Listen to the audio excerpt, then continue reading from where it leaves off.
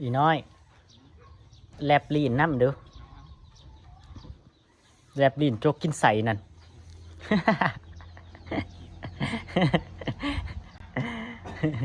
เนื่องในโอกาสยังเด้ส่วนหมู่ส่วนพวกมากินเป็ดนี่ฮะสลองหยังสลองเฮือนแล้วหรือว่าเอ้ยสลองสิไก่สิขึ้นเฮือนหรือว่าสลองหยังสลองประตูแล้วหรือว่าสลองขอกเป็ดขอกไก่แล้วหรือว่าสลองย้อนหลังวันเกิดหรือว่าเป็ดมันเหลือหรือว่าจังไดมันเหลือคอออกบ่ฮะมันเปลืองหัวอาหารบ่ก็เลยเอาออกตัว1 2ตัวจังสิบ่มันสิอิ่มอยู่ตัว1น่ะเห็ดเลือดแปลงน่ะฮะจะเป็นเพิ่นใจดีเนาะอาร์ตมือดีนั่นเลี้ยงเป็ดเลี้ยงไก่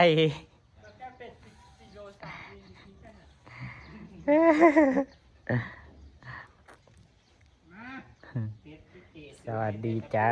พี่น้องสวัสดีเด้อครับพี่น้องป่องไปทุกคนเฮาอยู่บ้าน2 เถาพี่น้องหลังจากที่ไปหาเราแขกเราคนพี่น้องบ้านเหนือบ้านใต้บ้านกลางจนได้มาหอดผีกึกพี่น้อง เป็นส่วนมากินเป็ดพี่น้องเป็นเศษเลือดแป้งเป็ดให้กินไปนั่งกินมักม่วงก่อนเลยสิใจอย่าว่าสักมือมักม่วงนั่นลายแห้งมักม่วงเนี่ยเป็นงโหนอยู่ ตอนแรกข่อยคิดว่าถ้าบ่ได้ไปใช้มือข่อยสิลงไปนั่งกินข่อยความคิดข่อยอยากมือนี่นะไปนั่งกินมักม่วงนั่นคิดว่าเมสซี่เอาสิมาเล่นน้ำมือนี่จักน่าสิมาอยู่มั้งแรงคำหัวจักมันเมสซี่เอาพ่นลาสิมาน้ำหัวจักมัน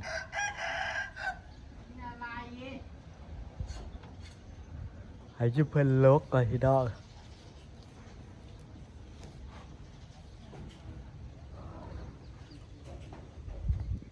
พักซึ่งเจ้าบ้งใหม่บ่ที่อีนั่นนะ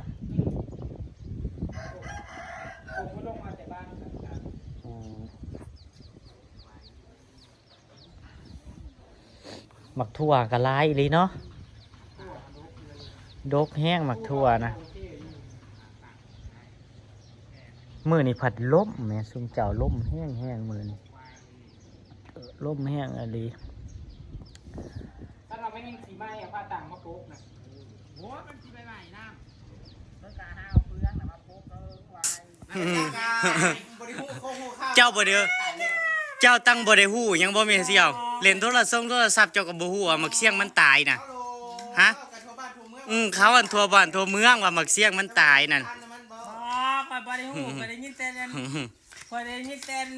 เจ้าฮู้จักอยู่ว่ามันเป็นคนบ้านใดมักเสี่ยงน่ะบ่ได้ยินแต่ในโทรศัพท์อ่านว่ามื้อแรกมาเด้อข่อยตายแล้วมื้ออื่นมักเสี่ยงแล้วบ่มักเสี่ยงชนะมักเสี่ยงมันตายแล้วเจ้าฮู้ยังไม่เสี่ยวนั่นก็ไม่รู้ว่ามันอยู่ที่ไหนบ้านใหญ่เจ้าก็บ่ฮู้ไม่ค่ะบ่แม่นผัวเก่าเจ้าหว่าบ่เคยก็ได้ยินมื้อนี้ว่าบักเสี่ยงตายแล้วตัวถามเจเวียนอยู่บ่รู้ก็บ่ได้เจ้าคือบ่ทันกระแสแท้แม่เสี่ยวก็บ่ได้ฮู้จักจะไปเอาในใส่กระแสมาเบิ่งดังทั่วบ้านทั่วเมืองมักเสี่ยงมันตายแล้วนั่น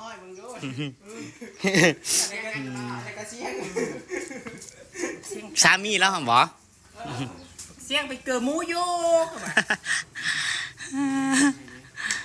เลื่อนไปแซกกะเห็นแต่มักเสียงมันตายแล้วมักเสียงมันตายแล้วนั่น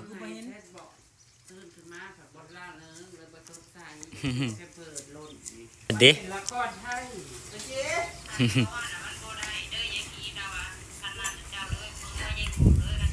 อันนี้มักเสี่ยงตายผัดบุมีไผหูบ่ฮู้สาวมันเป็นคนบ้านใดมันเป็นคนบ้านใดกับบ่ฮู้เพราะว่าพี่น้องเอ้ยอยากกินเด้เว้าแล้วกะเธอบ่มีหมกม่วงชักหน่วยบ่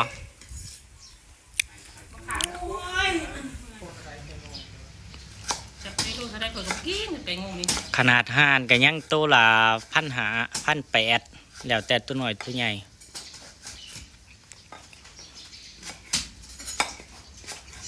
มันน่ะ40 บาทมากิน กำลังคั่วกำลังซับอยู่ซุมเจ้าเพิ่นสิเฮ็ดโอบตอนแรกเพิ่นเอาเพิ่นสิเฮ็ดเลือดแปลงเพิ่นบ่ได้เฮ็ดเลือดแปลงเพิ่นสิเฮ็ดโอบกิน มันบ่ได้ร้านกินเฮ้ยเมื่อกี้แล้ว เฮ็ดอบไปเปื่อยเด้อมื้อนี้เด้อ ไหน อบเพิ่งอบดนๆแน่มันเปื่อยๆมันจังสิแซ่บกว่า บ่โอ้ยมันหิวเปล่าเลยว่าจะไปกินเลิกหิวเปล่าเลยได้มีคน แต่ว่าเป็ดอ้วน อ้วน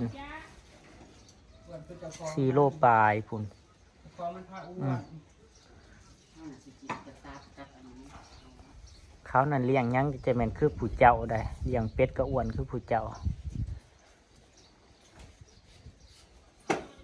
เขาแป้งกันกินเฮ้ยน้ำมันเลี้ยงดีเลยอ้วนเดี๋ยวว่าเด้อกินก้อนน้ำหลังหมูคนเดียวจ้อย นั่นบ่าวน้ำเลี้ยงดี เลี้ยงคอยนี่ คนมีอยู่มีกิน กินบอกอ้วนคืออ้วนคือ คนสิรวยไปหนามันอ้วนจังสิล่ะมันสิเป็นอาเสียเฮียเด้ลูกอาเสียเฮียลงพุ่งเด้อัน FC บอกว่าให้เพิ่นเปลี่ยนทรงผมเนี่ยว่าซั่น เอาเปลี่ยนแนวใด มันร้านแหน่นั่น เอามันหลานเย่ เพิ่นจะให้เปลี่ยนค้างๆเปยเด้ อ๋อ เนี่ยนะเปิดได้เนาะล่าเฮ้ยเราได้เถาแล้ว ไปปลูกผมตี้ เด้อแจ๊ดหนึ่ง ขายเป็ดขายไก่เด้กับไปปลูกอืม เอาได้แต่เส้นเดียว น้องเลี้ยงน้องแม่นี่น่ะขายกับเอาไปหัวเป็ดไก่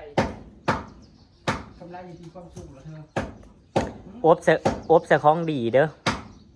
มันสักที่แยกออกก้อนแล้วที่สินใจให้เธอ ใส่จักหน่อย จะแยก ใส่ใบมะเขียบ ใส่ใบมะเขียบแซ่บๆนัว สักที่เอาแบบคนค้ายเสียงเก่า ๆเอาเฮ็ดสูตรใหม่เด้อ สวัสดี อย่าเฮ็ดสูตรเก่า ใช้อยู่นะวันนี้น้อยตักน้ำให้น้อยแล้วก็นี่นะเธอโอ้บอลเนี่ยเรื่องลูกกูเลยนั่นเขาทำเป็นต่อไปบุญข่าวอะไรแบบนี้เวลาคนไปยิ่งกันแล้วนั่นมันมีเพลง อืม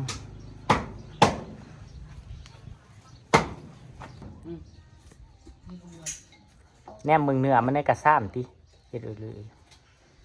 เฮ้ยเหงื่ออกมันแห้งเฮ้ย อืม โอ้เฮ็ดอุลุอยู่ว่าไม่ เฮ็ด งาม รู้ดิปุ่นนะ ไอ้ตัว คอยเมเจียวคอยเขาไปเบิ่งน้องสาวเจ้าแท้คลิปที่เจ้าใส่สุดสีเขียวสุดว่ายน้ำสีเขียวน้องก็นั่งหัวอยู่ไหน อ้วนหรือ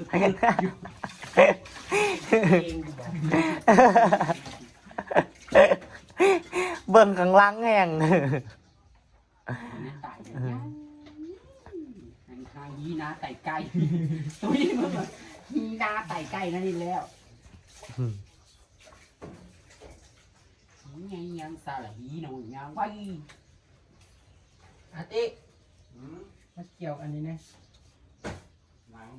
นางโว้ย แล้วพอดี บอลรุ่นสีหน้าบอ อืม คนเคยกินยาก่อน เจ้าสิฉีดยาหยัง กินข้าวว่าแซ่บกินมื้อละเทื่อดีนะกินยาก่อนกินยาบ่ ขนาดว่ากินมือละเทื่อยังเฮ็ดอุยลุยอีกอยู่ ลุยได้ใส่หาขี่ได้ใส่กับบ่ยังมีเลยกูเอา นั่น พูดไว้พร้อม มันเป็นอะไร กินเรามื้อละเทื่อ มันเป็นแนวใดอาการน่ะ เป็นแต่เจ็บท้องกินมะม่วง คอยกะชีซีดนี่คอยเรียกหมอรุ่นมาอยู่นี่นั่น ตกมาปีนี้ก็ไม่สบาย ตกมาปีนี้รู้สึกว่าบ่ปกติคือใดนะ ถ้าได้กินตับแล้วบ่กินข้าวบ่มื้อ นั่น ได้กินข้าวแล้วก็บ่ได้กินดำแล้วก็แล้วเทื่อเดียวเท่านั้น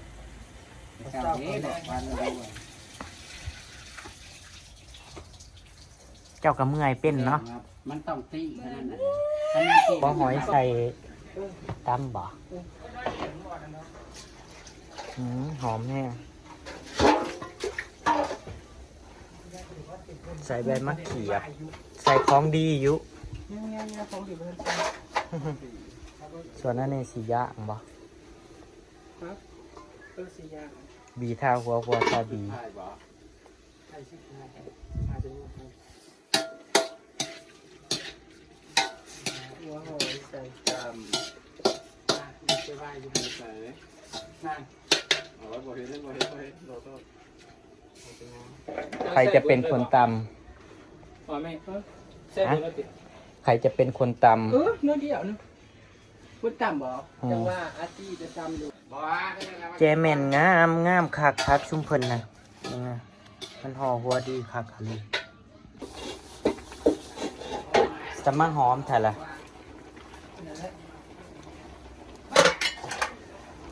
หอมคักหอมแห้งอาลีแสบๆเนาะเป็ดกับมัน โอ้ขนาดว่านางมันออกได้เลย นางมันชุมเพิ่นทอดกินกับตำพอดีเลยบ่ต้องใส่หยังเลยรสชาติแบบ มาจากตื่นบ่ดีนิดนึงโอ้ยไหม หรือว่าบ่ได้กินเถอะ บ่แม่นหิวข้าวเด้อมันตั้งว่าอาลีรสชาติเหมือน เอาหน้าผมมีด้วยครับ นี่ก็มาเกาะต้องพิเศษแต่พอไหมกินนิดนึงไหม บองคืนยังพอดีเลย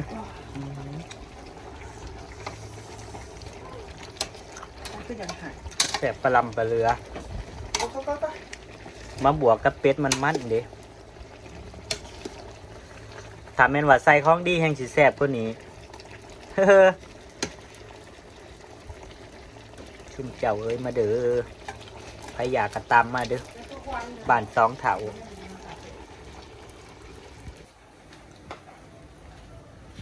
ส้มตำวันนี้จะให้ดีโอคนโชว์ฝีมือ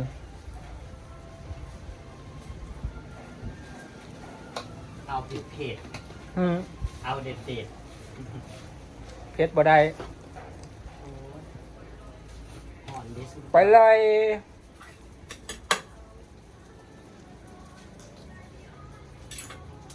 กำลังอยากกินสมพอดีเลยได้เลย เอาคุณเป็นอะไร เป็นอะไร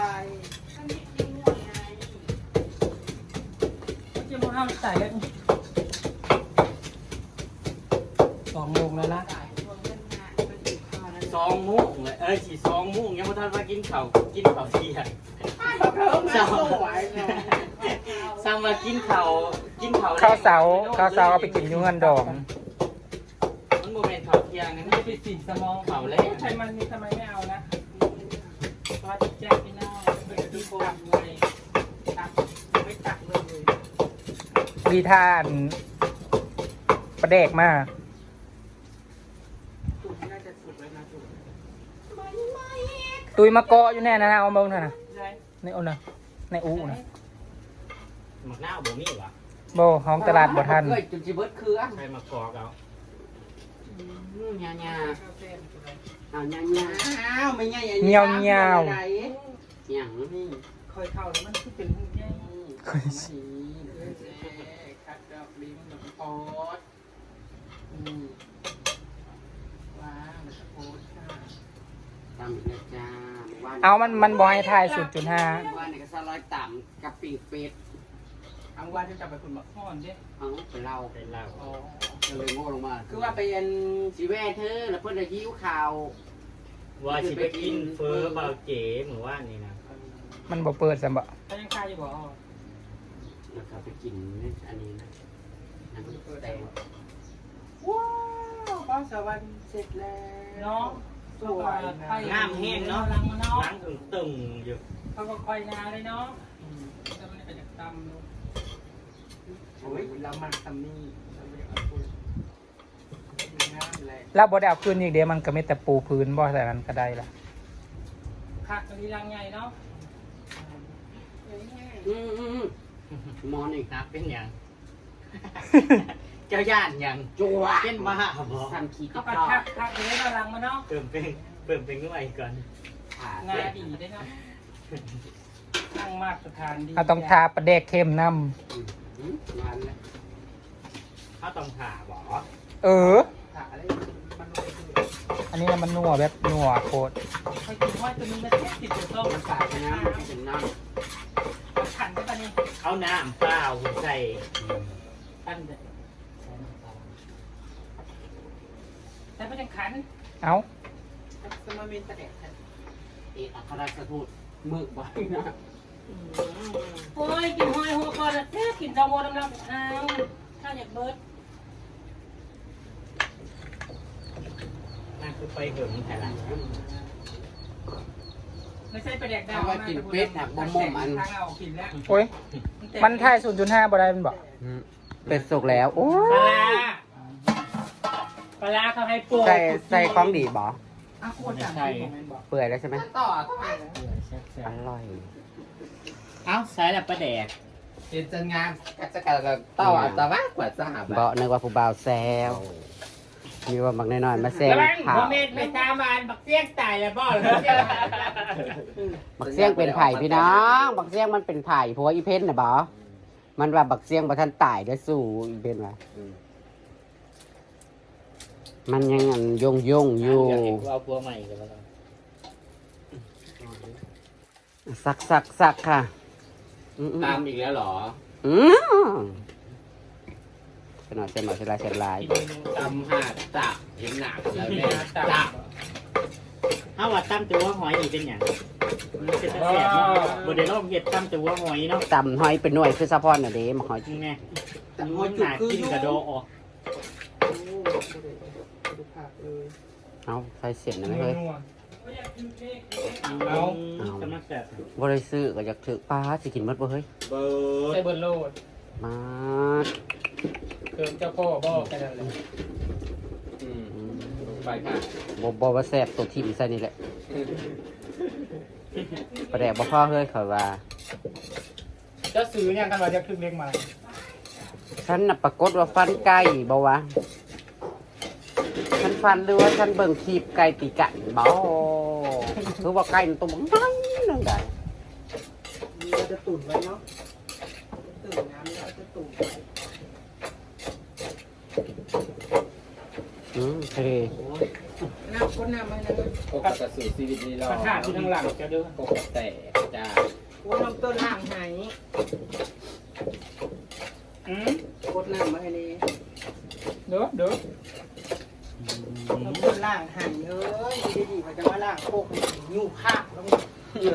น้องเติ้ลนะวะ หยุดซิม เอานี่ กำลังอยากกินสมพอดีเลย เก็บกังเว้นกันนี่แล้วนี่นะ ยังไงยังไงยังไง มีคำตอบ ซีน กิ ที่ นเลยเนี่ย ผมมีคำตอบจากสารวันเอาดูสารบุรี อ้าวไซบุรีว่าเท่าไหร่ สารบุรี ไซบุรีก็อึ้ง ผมมีคำตอบเพื่อน พอดีแล้ว อ้าวเอาสวัสดีบ้านเมืองสองคอนว่าเท่าไหร่ เมืองสองคอน เมืองสองคอนนั่นน่ะ แสบเลยนะว่าพอดี เอาแล้ว เข็มต่อ เข็มได้กับได้ซี่แล้ว เข็มได้ทีแล้ว มันพอดีแล้ว ขาดไงนะครับ อีพออีแม่นั่งตุยกินไม่ได้มันเผ็ด นางตุ๋ยคืออยากเป็นเด็กน้อยแท้กูมือ นางโซได้คุมือนี้ ไปซาพี่น้องทางสองพ่อเมียเนี่ยจะเก็บภาพบรรยากาศไว้ซ้ำเนี้ยก็แล้วกัน น่าจางเลยนะ เดี๋ยวตามคลิปหน้าเพื่อนๆแล้วกันจ้า ต่อคลิปบ่ อืม อันนี้เหรอเนี่ย หันมาพี่หันมาพี่ ไอ้หูจังนะวะเย็ดเตอร์เย็ดเตอร์นะ มาได้หูงานเนาะ ป้า